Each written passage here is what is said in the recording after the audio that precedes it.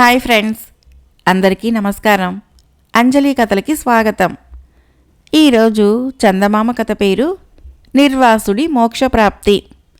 ఈ కథను రచించిన వారు జొన్నలగడ్డ రామలక్ష్మి గారు. ఒకానొకప్పుడు దుర్గమారణ్యంలో నిర్వాసుడు అనే కోపిష్టి ముని ఉండేవాడు. ఎవరి వల్లనైనా చిన్న తప్పు జరిగితే చాలు, వెనక ముందు చూడకుండా పెద్ద శాపం ఇవ్వటము ఆయనకు అలవాటు. ఆ విధంగా ఒకసారి సుదీపుడు అనే రాజుపైన ఆగ్రహించి రాక్షసుడివి కమ్మని శపించాడు నిర్వాసుడు. సుదీపుడు రాక్షసుడై ప్రజల్ని బాధించసాగాడు. సుదీపుడు మంత్రి సుకాముడు ఆయనకు జరిగిన విషయం తెలిసింది. వెంటనే ఆయన దుర్గమారణ్యానికి వెళ్ళి నిర్వాసుడిని కలుసుకొని, మునివర్య, సుదీపుడు మంచి రాజు. ఆయన పాలనలో ప్రజలు సుఖంగా ఉండేవారు. మీ శాపంతో సుదీపుడు రాక్షసుడై ఇప్పుడు తన ప్రజల్నే బాధిస్తున్నాడు. సుదీపుడి తప్పుకు ఇంతమంది ప్రజల్ని ఉసురుపెట్టడము భావ్యం కాదు. దయతలచి ఏదైనా తరుణోపాయం చెప్పండి అని వేడుకున్నాడు. నిర్వాసుడు మంత్రి వంక జాలిగా చూసి, ఒకానొకప్పుడు బ్రహ్మదేవుడిచ్చిన వరాల వలన ఎందరో రాక్షసులు అమిత బలవంతులై ప్రపంచాన్ని బాధించారు. అంటే దేవుడి వల్ల తప్పు జరిగిందనా? ప్రజలు తమ కర్మఫలం అనుభవించవలసి వచ్చినప్పుడు దేవుడు రాక్షసులకు వరాలిస్తాడు, మునులు మనుషులకు శాపాలిస్తారు. ఇందులో నేను నిమిత్తమాత్రుణ్ణి. నన్ను నిన్ను అందర్నీ నడిపించేవాడు ఆ పైన ఉన్నాడు అని చెప్పాడు. మునివర్య, మీరు చెప్పింది అక్షరాల నిజం.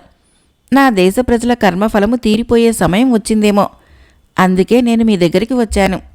సర్వశక్తివంతులైన తమరు నాకేదైనా నివారణోపాయం సెలవిచ్చి పంపండి అని సుకాముడు నిర్వాసుడిని మరీ వేడుకున్నాడు.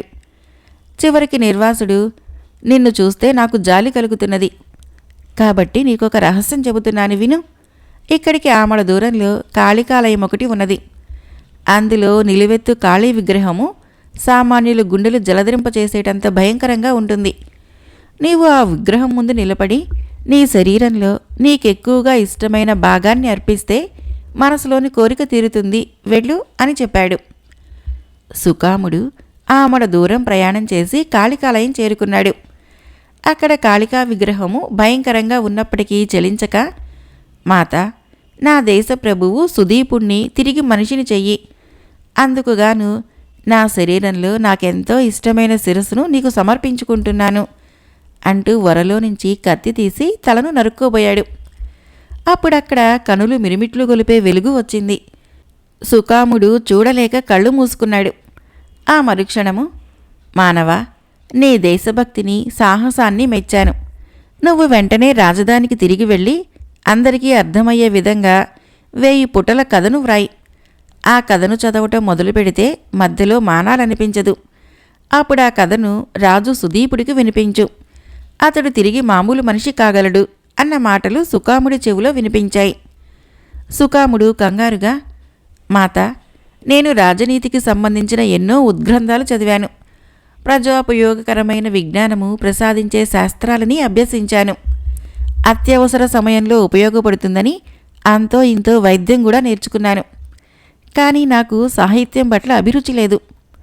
ఒక్కగానొక్క మహాకావ్యం కూడా చదవలేదు. ఎవరన్నా చదువుతున్నా అది నాకు వినాలనిపించేది కాదు.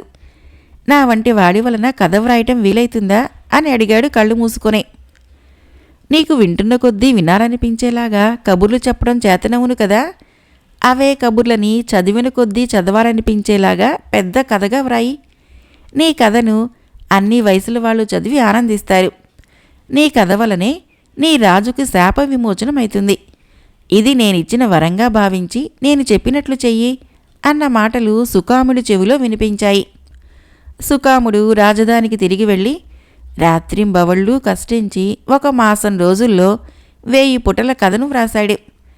తర్వాత ఆ గ్రంథాన్ని తీసుకొని రాజు సుదీపుణ్ణి వెతుక్కుంటూ వెళ్ళాడు. రాక్షస రూపంలో ఉన్న సుదీపుడు పెద్దగా అరుస్తూ సుకాముడి మీదకు వచ్చాడు. సుకాముడు చెలించకుండా తన గ్రంథాన్ని తెరిచి చదవటం ప్రారంభించాడు. అంతే, సుదీపుడు మంత్రం వేసినట్లు ఆగిపోయాడు. సుకాముడు పుట తర్వాత పుటను చదువుతూ ఉంటే సుదీపుడు శిలాప్రతిములా నిలబడి వినసాగాడు. అలా ఏకబిగిన సుకాముడు గ్రంథాన్ని చదివాడు. సుదీపుడు విన్నాడు. చివరి పుటలు చదివి గ్రంథాన్ని పూర్తి చేసేసరికి సుకాముడి కళ్ళ ముందు రాక్షసుడు కాక రాజు సుదీపుడు ఉన్నాడు. అప్పుడు ఆయన మహా సౌందర్యంతో వెలిగిపోతూ చిరునవ్వులు చిందిస్తున్నాడు. ఆ తర్వాత రాజు మంత్రి అంతఃపురానికి వెళ్ళారు. అప్పుడు సుదీపుడు మంత్రితో, నువ్వు రాసిన గ్రంథం గొప్పగా ఉంది. ఇలాంటివి ఇంకా ఇంకా గ్రంథాలు వ్రాసి మమ్మల్ని ఆనందపరచు అన్నాడు. దానికి మంత్రి, మహాప్రభు, గ్రంథ రచన నా వల్ల కాదు. మీకు శాప విమోచనం కలిగించాలన్న కోరికతో ఇది వ్రాశాను. ఇక మీదట నా శక్తిని మంత్రాంగంలో తమకు సాయపడాలని మాత్రమే ఉపయోగించనివ్వండి. ఇలాంటి గ్రంథాలని వేరే ఎవరి చేతనైనా వ్రాయించండి అన్నాడు. పరిపాలనలో తనకు మంత్రి అవసరం ఉన్నదని గ్రహించి సుదీపుడు తన ఆస్థానంలోని కవి పండితులను రప్పించి సుకాముడి గ్రంథం లాంటి గ్రంథాలు వ్రాయమని కోరాడు. వాళ్ళందరూ ఆ గ్రంథాన్ని చదివి రాజుతో, మహాప్రభు, మేమే కాదు, సరస్వతీదేవిని ఉపాసించే సాహితీవేత్తలెవరూ ఇటువంటి గ్రంథాల్ని వ్రాయటానికి ఒప్పుకోరు అని చెప్పారు. ఇది విని సుదీపుడికి కోపం వచ్చింది. ఆయన సుకాముడి గ్రంథానికి వేల కొద్దీ ప్రతులు వ్రాయించి ప్రజలకు పంచిపెట్టాడు. అంతేకాక అలాంటి గ్రంథాలు వ్రాసిన వారికి 10,000 వరహాలు కానుకగా ఇస్తానన్నాడు. సాహితీవేత్తలెవరూ 10,000 వరహాలకి ఆశపడలేదు. కానీ కబుర్లు చెప్పడం బాగా వచ్చిన వాళ్ళు మాత్రము చాలామంది ముందుకు వచ్చారు. క్రమంగా అలాంటి గ్రంథాలు చాలా తయారయ్యాయి. ప్రజలకు ఆ గ్రంథాలు చాలా నచ్చాయి. రాసేవాళ్ళకవి డబ్బులు తెచ్చిపెట్టాయి. చదివే వాళ్ళకవి వినోదాన్నిస్తున్నాయి. ఇలా కొంతకాలం జరిగేసరికి ఆ దేశంలో కవి పండితులకు సాహితీవేత్తలకు ఆదరణ లేకుండా పోయింది. వాళ్ళంతా కలిసి ఒకచోట సమావేశమై విషయం చర్చించాక ఇటువంటి ఇబ్బంది కలగటానికి కారణము నిర్వాస మహాముని మాత్రమే చెప్పగలడని అనుకున్నారు. ఆ ముని మహాకోపిష్టి. ఆయన మనందరినీ కలిపి శపిస్తే ఏం చేయాలి అని ఒక పండితుడు అడిగాడు. అందుకు మిగతా పండితులు ఏకకంఠంగా, ఈ దేశంలో ఉండి పనికిరాని గ్రంథాలు చదవటం కంటే నిర్వాస మహాముని శాపానికి గురి కావటమే మేలు అన్నారు. వాళ్ళు సుకాముడి గ్రంథాన్ని తీసుకుని నిర్వాస మహాముని ఆశ్రమానికి వెళ్లారు. వాళ్ళు వెళ్లేసరికి తదేక ధ్యానంతో తపస్సు చేసుకుంటున్న నిర్వాస మహామునికి వాళ్ళ కోలాహలానికి తపోభంగమైంది. ఆయన కళ్ళు తెరిచి ప్రసన్నవదనంతో వాళ్ల వంక చూసి వచ్చిన కారణమడిగి తెలుసుకొని సుకాముడి గ్రంథాన్ని తీసుకుని దివ్యశక్తితో అందులోని విశేషాన్ని క్షణాల మీద గ్రహించి, సాహితీవేత్తలారా, మీ కారణంగా కొంతకాలం నుంచి నన్ను బాధిస్తున్న సందేహం తొలగిపోయింది. నేను మోక్షం కోసము ఎన్నో సంవత్సరాలుగా తపస్సు చేస్తున్నాను. కానీ కోపాన్ని విడిచిపెట్టలేకపోవటం వలన నాకు మోక్షం సిద్ధించడం లేదు. నా కోపంతో నేను కొందరి చేత వాళ్ళ కర్మఫలం అనుభవించే విధంగా శాపాలిస్తున్నాను. కానీ కొంతకాలం నుంచి నాలో కోపం పూర్తిగా నశించిపోయింది. అందుకు కారణము ఈ గ్రంథమేనని ఇప్పుడు అర్థమవుతున్నది అన్నాడు. మహాముని, అదెలాగో కొంచెం వివరించండి అని కోరాడు ఒక పండితుడు. పండితులైన మీకు అంత వివరణ అవసరం కాదనుకుంటాను. సరే, సుకాముడు వ్రాసిన ఈ గ్రంథాన్ని చదవటము రాక్షస జన్మ కంటే ఘోరమైనది. అందువలనే ఏ ప్రయోజనమూ లేని ఈ గ్రంథంలోని చప్పిడి మాటలు విన్న సుదీప మహారాజు రాక్షస రూపం నుంచి విముక్తుడయ్యాడు. మీ దేశ ప్రజలు తమ తమ కర్మఫలాన్ని అనుభవించడానికి ఇక ముందు నా శాపాలతో అవసరం లేదు. ఇలాంటి గ్రంథాలు చదివితే చాలు. ఇక నుంచి ప్రపంచంలో మునులు వాళ్ళ శాపాలు ఉండవు. వాటి బదులు ఇలాంటి గ్రంథాలే ఉంటాయి అన్నాడు నిర్వాస మహాముని చిరునవ్వు నవ్వుతూ. ఆ క్షణంలోనే కవి పండిత సాహితీవేత్తలందరూ చూస్తూ ఉండగా ఆకాశం నుంచి విమానం ఒకటి అక్కడ దిగింది. అందులో ఉన్న దేవదూతలు నిర్వాస మహామునిని ఆహ్వానించారు. ముని అక్కడ ఉన్నవారితో, ఈ గ్రంథం ధర్మమాని నా కర్మఫలం పూర్తయి మోక్షం పొందుతున్నాను, సెలవు అంటూ విమానం ఎక్కాడు.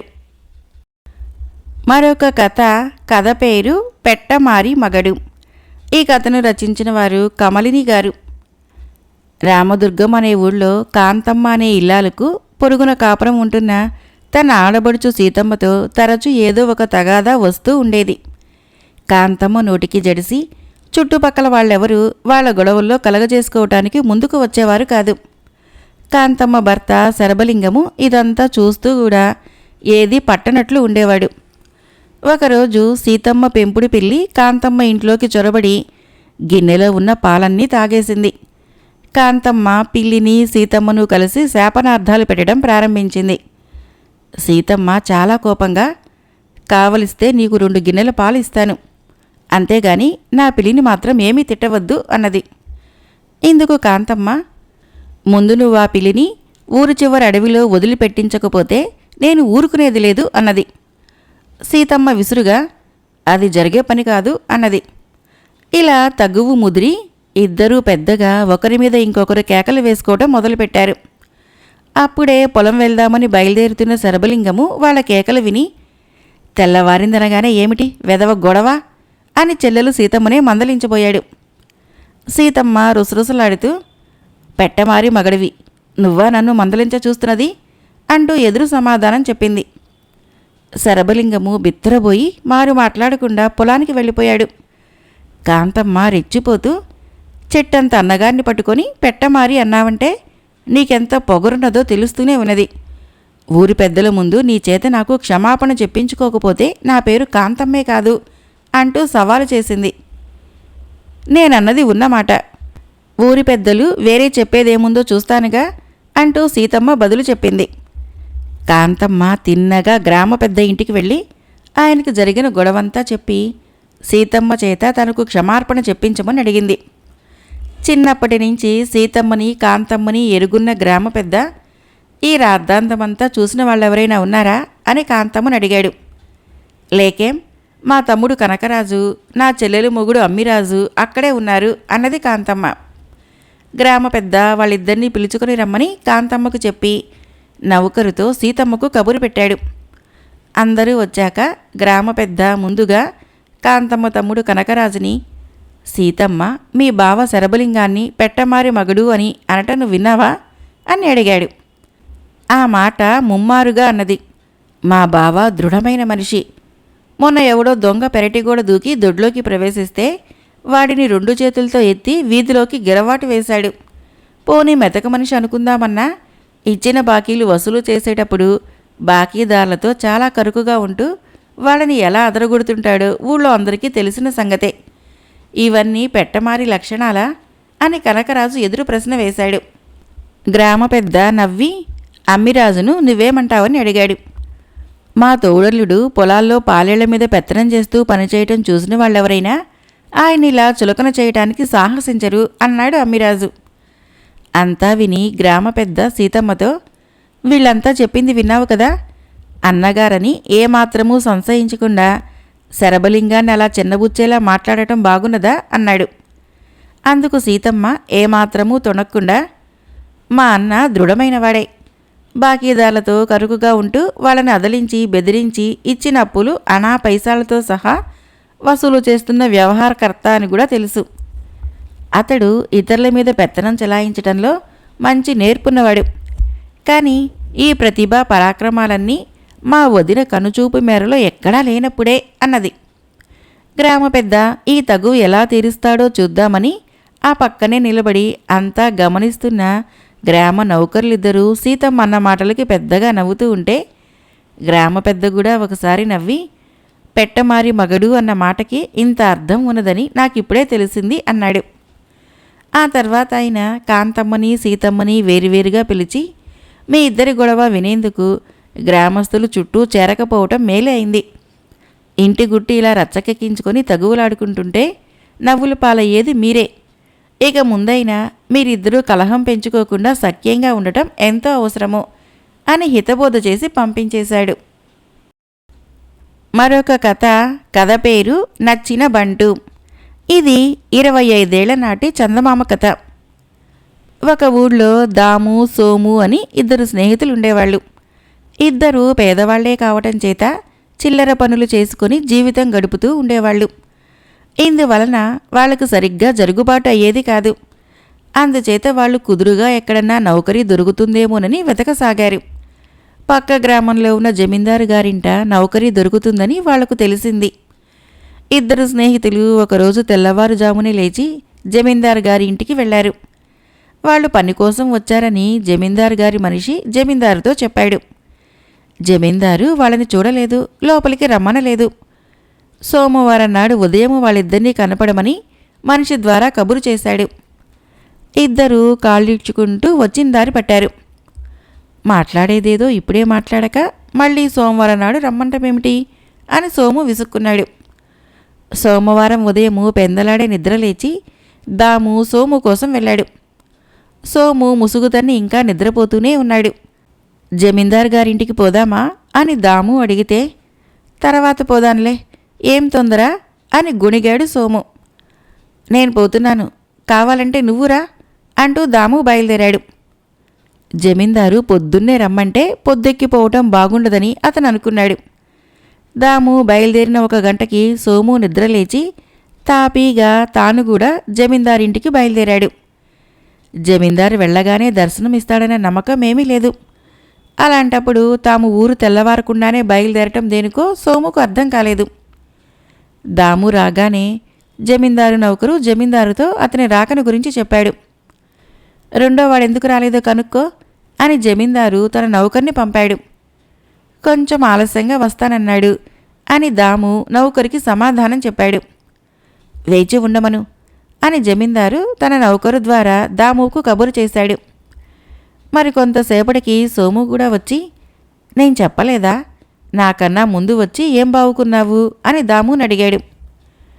మరికొంతసేపటికి జమీందారు వచ్చి, పని కోసం వచ్చిన వాళ్ళు మీరేనా, ఇప్పుడు వెళ్ళిపోయి బుధవారం ఉదయం కనిపించండి అన్నాడు. ఇద్దరూ మరొకసారి ఇంటిదారి పట్టారు. మనల్ని జమీందారు నిష్కారణంగా శ్రమ పెడుతున్నాడు. బుధవారం నాడు వచ్చినా ఇదే జరుగుతుంది. ఆ రోజు రావటం వృధా అన్నాడు సోము. పని కావలసిన వాళ్ళం, ఖాళీగానే ఉన్నాం, ఎన్నిసార్లు తిరిగితే మాత్రం మనకేంటి నష్టం అన్నాడు దాము. బుధవారం ఉదయం కూడా దాము ఒక్కడే జమీందారింటికి వెళ్ళాడు. సోము మధ్యాహ్నం వేళ బయలుదేరాడు.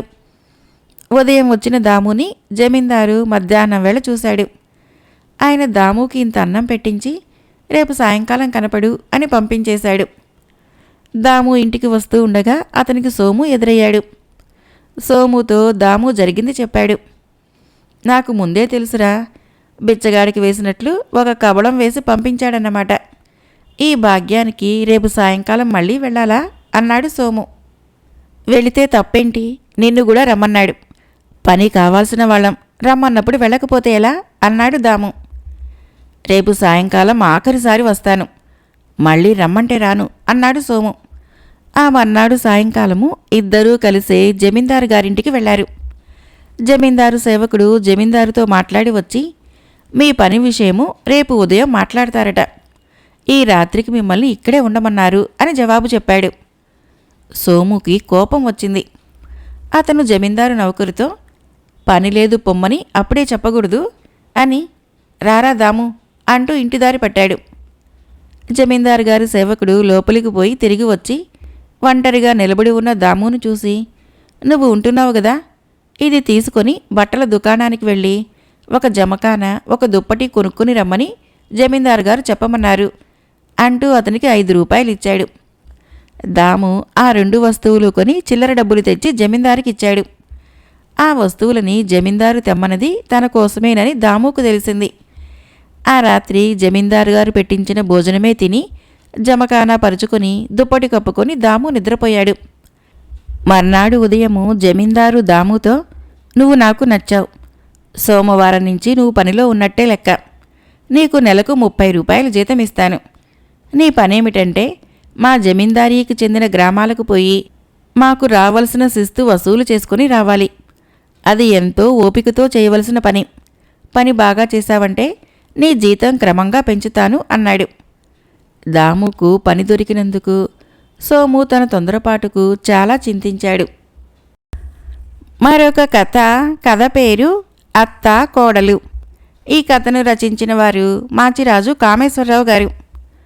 సీతాపురంలో శ్రీకంఠుడు పేరున్న వ్యాపారి. అతడికి 2 సంతానం, శ్రీనాథుడు, శ్రీవల్లి. శ్రీనాథుడు యుక్త వయసు వచ్చేసరికి వ్యాపారంలో తండ్రికి కుడిభుజంగా ఉంటూ వచ్చాడు. అన్ని విధాలా యోగ్యుడైన అతడికి దూర ప్రాంతాల నుంచి కూడా పెళ్లి సంబంధాలు రాసాగినాయి. ఒక రోజున శ్రీకంఠుడి భార్య భానుమతి భర్తతో, అబ్బాయికి త్వరగా పెళ్లి చేయటం భావ్యం, రామపురం వాళ్ళు 1,00,000 రూపాయలు కట్నం ఇస్తామంటూ కబురు చేశారు అన్నది. అందుకు శ్రీకంఠుడు చిన్నగా నవ్వి, అబ్బాయికి వేరే సంబంధం ఎలా చూస్తాం? సుదర్శనుడి కూతురు సులోచనకు ఈసరికి 18 ఏళ్ళు పూర్తయి ఉంటాయి కదా అన్నాడు. ఇది వింటూనే భానుమతి ముఖము అప్రసన్నంగా మారిపోయింది. 15 సంవత్సరాల క్రితము శ్రీకంఠుడు వ్యాపారం ప్రారంభించింది సుదర్శనుడు ఇచ్చిన పెట్టుబడితోనే.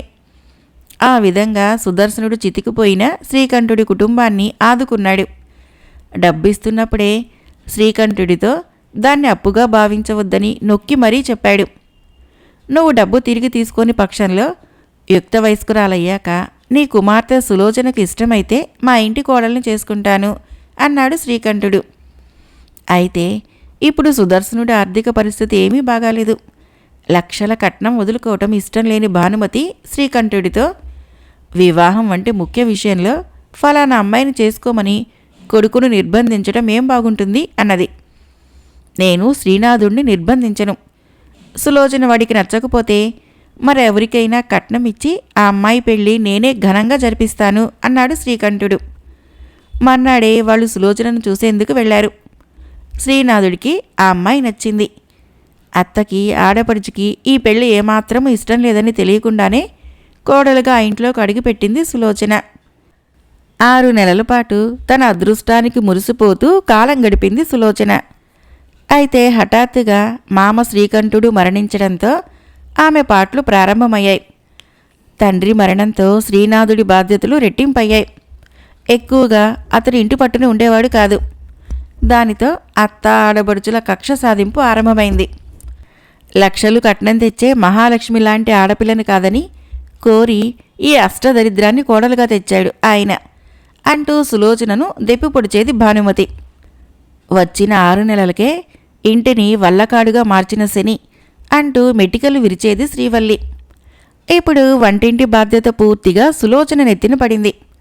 తన కసిదీర ఇంటెడు పని సులోచనతో చేయిస్తూ తిట్లు సాధింపులతో ఆమెను విపరీతంగా బాధించేది భానుమతి. శ్రీవల్లి కూడా వదినకు ఏమాత్రమూ సాయం చేయకపోగా తనకు కావలసినవన్నీ ఆమె చేత తన గదిలోకి తెప్పించుకునేది. అయినప్పటికీ ఈ జరుగుతున్నదేమీ సులోచన తన భర్తకు చెప్పేది కాదు. ఒకసారి సులోచనకు విపరీతమైన జ్వరం వచ్చింది. చలికి వణుకుతూ ఆ నీరసంతోటే ఇంటి పనంతా చేసిందామె.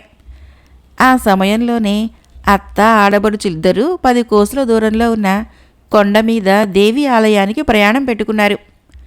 భానుమతి సులోచనతో, తెల్లవారి బాడుగుబండిలో బయలుదేరితే సాయంత్రానికి తిరిగి రాగలం. ఆ కొండ మీద తినటానికి ఏమీ దొరకదు. చీకటితో లేచి మా కోసము చక్కెర పొంగలి చెయ్యి అంటూ రాత్రి భోజనాలప్పుడు చెప్పింది. మర్నాడు తెల్లవారుజామున చక్కెర పొంగలి చేయాలన్న సంగతి గుర్తుకు వచ్చి ఉలిక్కిపడి లేచింది సులోచన. అయితే 2 అడుగులు వేయగానే కళ్ళు తిరిగి పక్కనే ఉన్న బల్ల మీద తూలిపడింది. ఆ శబ్దం విని మేలుకున్న శ్రీనాథుడు ఆమెను మెల్లగా మంచం మీద కూర్చోబెడుతూ అప్పుడే లేచావేం అని అడిగాడు. సులోచన సంగతి చెప్పింది. నీకు ఒంట్లో బొత్తిగా ఓపిక లేదు.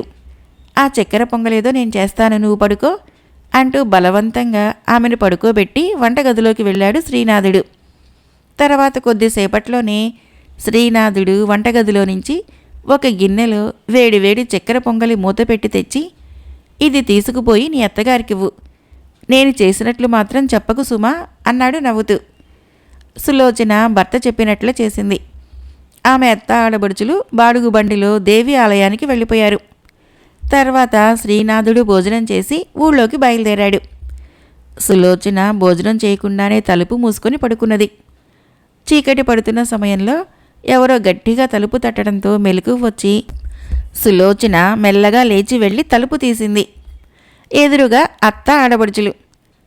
మమ్మల్ని కడుపు మార్చి చంపాలని ఆ చక్కెర పొంగలి చేసి ఇచ్చావు, అవునా అంటూ రుసరుసలాడుతూ లోపలికి వచ్చింది శ్రీవల్లి.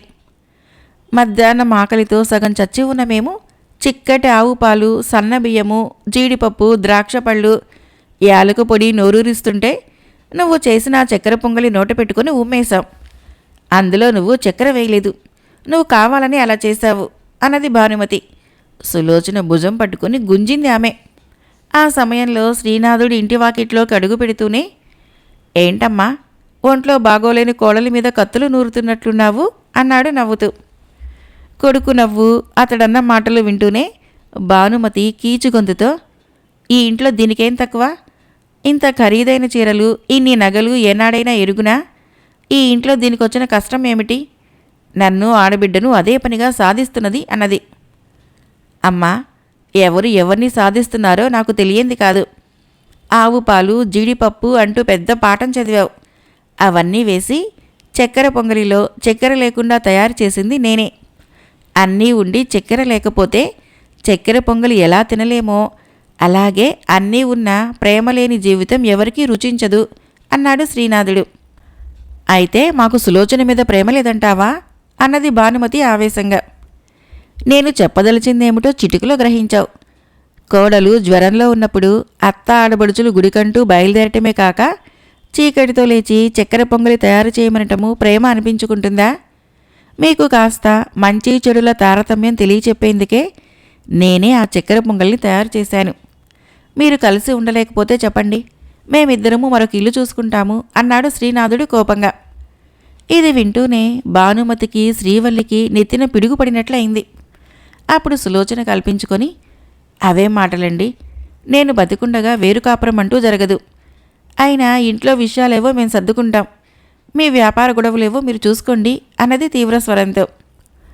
సులోచన మాటలతో ఆమె మంచితనం అర్థమైంది భానుమతికి. డబ్బు కన్నా మనుషుల మధ్య ప్రేమ ఆప్యాయతలు ముఖ్యమని గ్రహించిన ఆమె, ఇన్నాళ్ళు మా కళ్ళు మూసుకుపోయాయిరా. నువ్వు చేసిన చక్కెర పొంగలి పుణ్యాన ఇక ఈ ఇంట్లో గిల్లి కజ్జాలకి మనస్తాపాలకి తావుండదు అన్నది ఆప్యాయంగా సులోచన భుజం మీద చేయి వేసి కళ్ళు తుడుచుకుంటూ. కథ అయిపోయింది. ఫ్రెండ్స్, నా కథలు నచ్చినట్లయితే మన ఛానల్ని తప్పకుండా సబ్స్క్రైబ్ చేయండి, లైక్ చేయండి, షేర్ చేయండి, కామెంట్ చేయండి. Thank you.